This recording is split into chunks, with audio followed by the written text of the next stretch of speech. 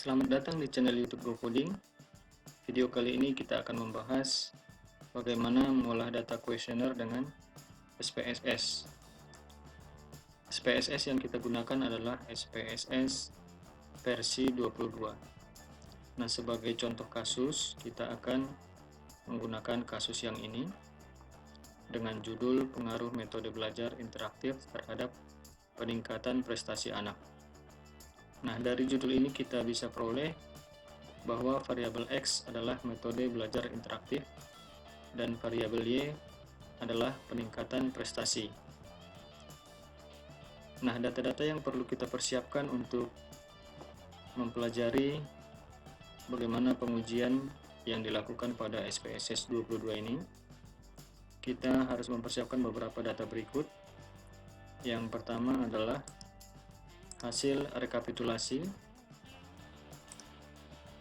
dari kuesioner kita, yaitu rekapitulasi kuesioner untuk pertanyaan variabel X dan rekapitulasi untuk kuesioner yang pertanyaan Y.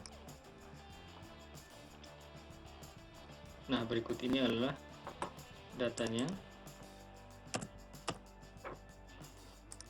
Ini adalah rekapitulasi kuesioner sebagai contoh yang akan kita gunakan untuk diolah di SPSS 22. Nah, setelah data ini sudah kita summary atau kita buat tabel seperti ini, kita juga buat tabel untuk data rekapitulasi untuk variabel X seperti ini. Ini data rekapitulasi untuk variabel X-nya. Kita buat totalnya di sebelah sini dan totalnya juga di bawah. Nah, ini penyajian data kuesioner seperti ini tergantung dari permintaan dari kampus masing-masing sesuai dengan aturan atau standar penulisan skripsi masing-masing kampus itu pasti berbeda. Nah, data ini sama saja sebenarnya diambil dari sini, tinggal dikopikan saja ke sini, dan juga untuk variabel Y kopikan saja ke sini. Nah, ini adalah data kuesioner, data rekapitulasi untuk variabel Y. Berikutnya adalah data total untuk variabel X, dan ini adalah total daripada variabel X. Nomor ini maksudnya adalah nomor responden ya, atau nomor orang-orang yang menjadi narasumber kita. Jadi ada 20 sampel yang ada di sini sebagai contoh kita buat, dan ini adalah total untuk variabel X-nya, dan ini adalah total untuk variabel Y. Nah, berikutnya kita juga akan menyajikan data kuesioner seperti berikut ini. Ini adalah data kuesioner untuk variabel X untuk pertanyaan pertama, pertanyaan kedua, pertanyaan ketiga, keempat, dan kelima. Nah, dari sini kita bisa lihat bahwa metode yang kita gunakan atau kita menggunakan skala Likert itu 1 sampai 5.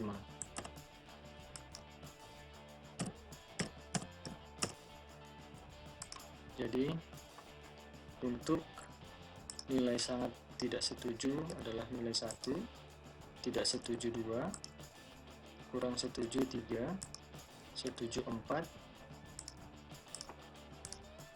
dan sangat setuju 5.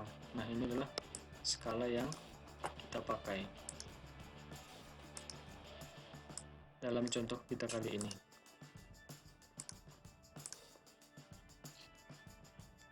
Oke, selanjutnya setelah data kuesioner seperti ini sudah kita buat untuk variabel X, selanjutnya kita buat juga data kuesioner yang sama untuk variabel Y.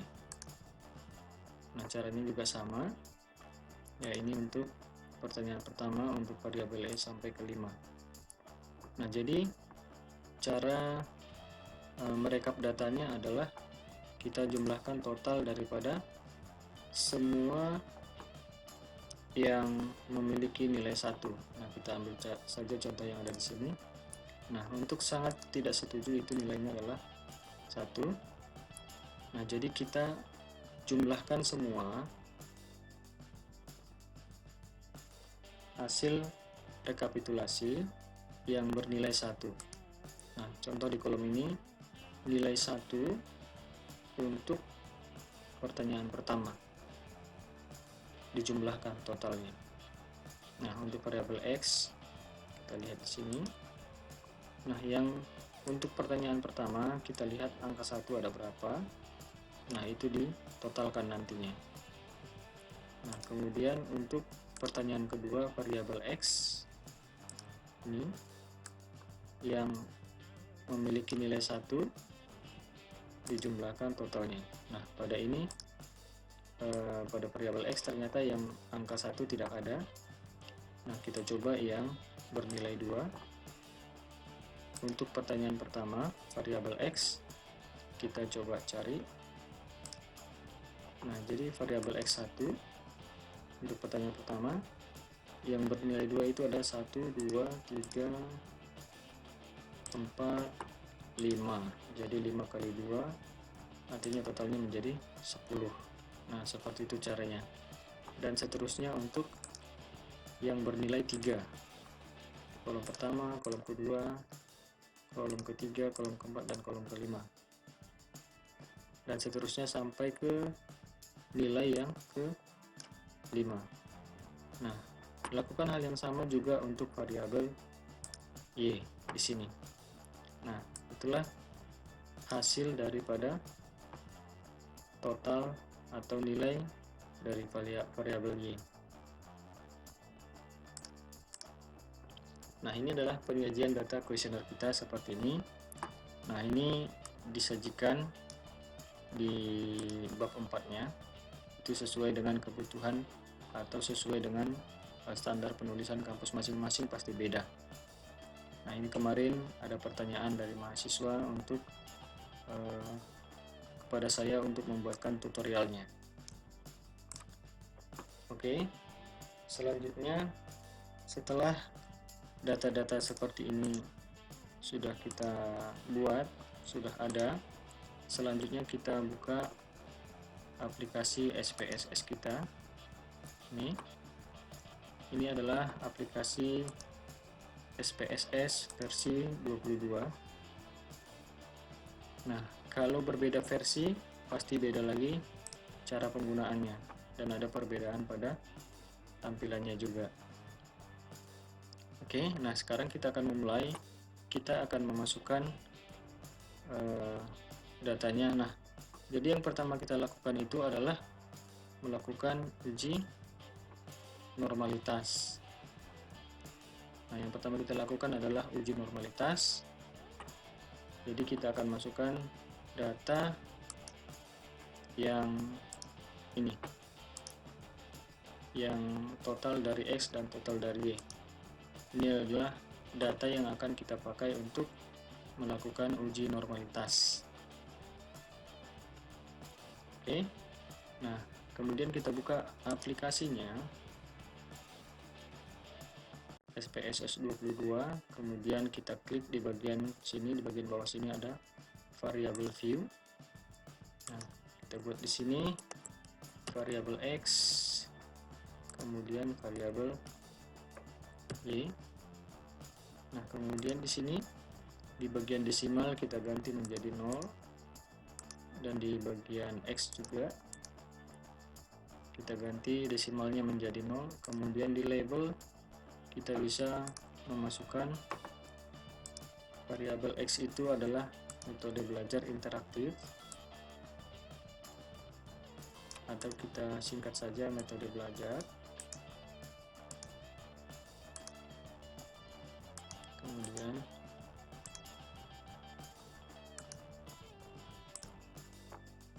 ini kita buat saja prestasi, kemudian kita paste di label. Nah, sehingga format kita sudah seperti ini. Nah, itu tahap yang pertama, kita sudah selesai. Nah, yang perlu kita perhatikan hanya 3 poin itu tadi, name, ya ini, name, kemudian decimal, kemudian label. Nah, selebihnya seperti type, width, maksud saya value, missing, columns, alignment, measure, kemudian row itu diabaikan saja. Oke, nah setelah selesai, kita masuk ke data view. Nah, di data view ini kita akan ambil data yang sudah saya sebutkan tadi, yaitu total X dan total Y. Nah, kita sorot datanya sampai responden yang ke-20, kemudian kita copy, kemudian kita masuk ke aplikasi SPSS-nya, kemudian kita paste di sini.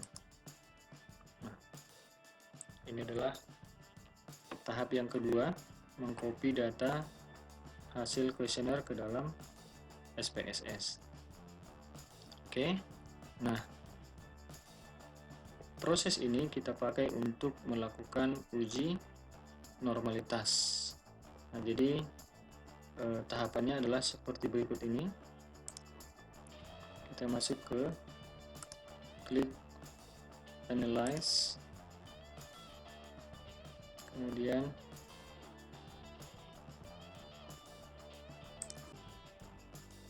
kemudian descriptive static, kemudian pilih explore.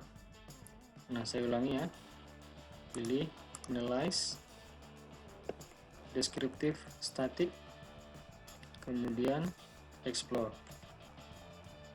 Oke, kemudian klik. Nah, maka akan muncul window daripada explore. Nah, kemudian di sini ada dua variabel, yaitu variabel X dan variabel Y. Ini kita pindahkan ke dependent list dua-duanya.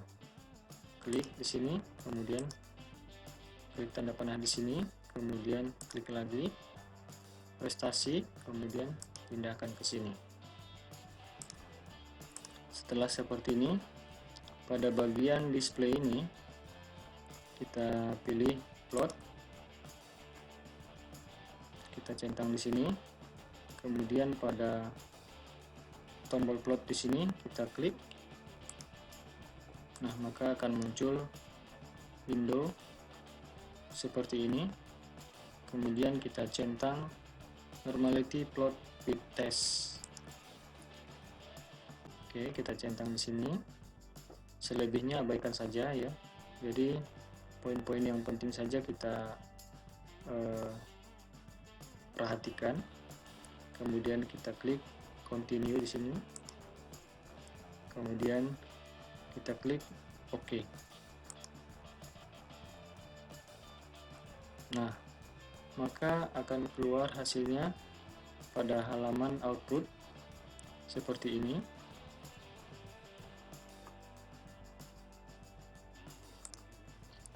Nah, setelah muncul outputnya seperti ini, kita akan bisa lihat hasilnya. Kita boleh lihat saja tabel yang kedua, yaitu test of normality. Nah, jadi kita akan menggunakan hasil daripada rumus Kolmogorov-Smirnov. Nah, di sini kita peroleh bahwa metode belajar ia memperoleh signifikansi 0,200, kemudian untuk variabel prestasi juga memperoleh signifikansi 0,200. Jadi kita fokus pada dua ini saja. Nah, bagaimana kita menentukan apakah dia normal atau tidak? Yaitu apabila nilai signifikansi variabelnya itu lebih besar daripada 0,05. Ya, jadi kita perhatikan signifikansi variabel X-nya metode belajar dan variabel Y-nya prestasi. Apakah signifikansinya itu lebih besar daripada 0,05. Nah, kalau signifikansi lebih besar dari 0,05, maka dapat dinyatakan bahwa kedua variabel tersebut berdistribusi secara normal. Nah, jadi dari hasil kuesioner kita bisa ketahui bahwa ya kedua variabel kita itu berdistribusi secara normal. Nah, nanti bisa dilihat buku-buku referensinya mengenai pembacaan nilai signifikansi. Oke. Nah, selain membaca tabel daripada Kolmogorov-Smirnov ini, kita juga sebenarnya bisa melihat grafik distribusi. Grafik distribusi kita bisa lihat di sini untuk variabel metode belajar bahwa titik-titik ini berada mengelilingi garis dan berada di sekitar garis, yang artinya data kita terdistribusi secara normal. Dan kita juga bisa perhatikan grafiknya seperti ini, menunjukkan bahwa data kita juga terdistribusi secara normal. Nah, untuk variabel prestasi juga bisa kita lihat bahwa distribusi daripada titik-titiknya itu berada di sekitar garis, yang artinya data kita terdistribusi secara normal.